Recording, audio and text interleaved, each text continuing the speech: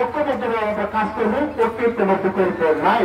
সেই কারণে তারা নির্দেশনা ক্রমে আমরা ঐক্যবদ্ধ করতে চাই। ঐক্যবদ্ধ কমিটি আপনারা উত্তর জেলা কমিটির প্রত্যাশা রেখে আমরা জনাব জামালউদ্দিন আহমেদ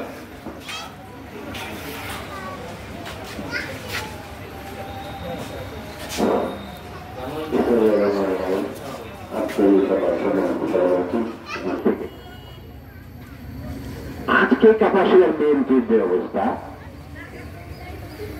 এটা আমরা যখন শুনি ঢাকায় বসে থেকে বা এলাকায় আসছে তখন লজ্জাই লাগে। ডাক্তার সানাউল্লাহ সাহেব নিঃস্বার্থভাবে বিএনপির প্রতিষ্ঠা করে গেছেন।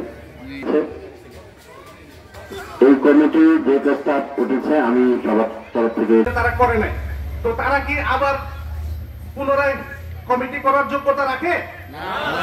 অনেক জ্যাম ছিল, কারণ ওই মেইন রোডে মনে হয়